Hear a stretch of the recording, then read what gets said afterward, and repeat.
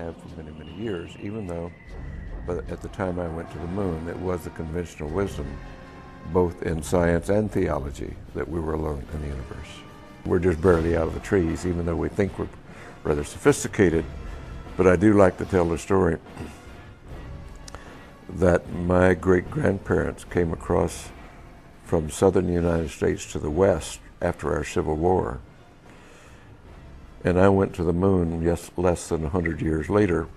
They came across in covered wagons. So from covered wagons to going to the moon in less than 100 years in our lifetime is a rather significant event. It tells us how primitive we have been until the modern era, and we're still rather primitive.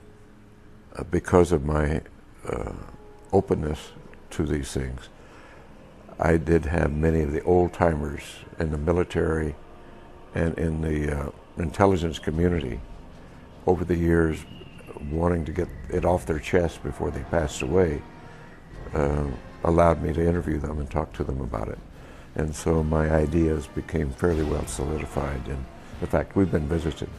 We have to remember that right after World War II, the Army Air Force was separated and became the Air Force, a separate branch of service. And that the OSS, which was the Office of Special Services, was disbanded and eventually became the CIA. So that here was a major military organization and a major intelligence organization totally in disarray, new-founded, didn't know what they were doing after World War II, and not really reorganized yet. And as a result of that, the President Truman at that time convened a very high-level committee to examine this alien or UFO phenomenon. They did come to the conclusion that it was alien, and the military rightly came to the conclusion, if they're hostile, there's nothing we can do about it. Therefore, their choice was to deny it and to hush it up and create the National Security Act of 1947, which validated that deception and covered it up and allowed the group to go underground, as it were. And we've been living with that now for 50 years. It is really the beginning of the whole cover-up, the entire denial of this phenomenon, and the addition of dismissal, disinformation, misinformation to cloak and to discourage investigation, to misinform.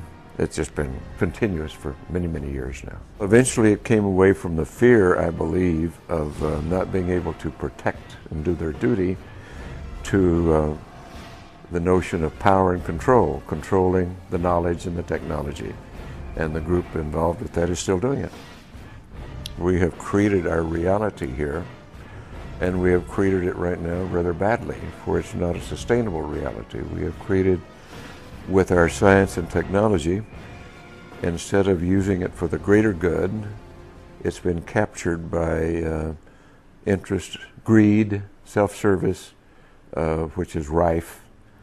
And instead of using it, all of our technology and our brilliance and genius for greater good, we use it for self-service. And that's not going to work. It's important that we look at our civilization, our place in history, use our tools of science for greater understanding, to promote the greater good, and that's what it's all about.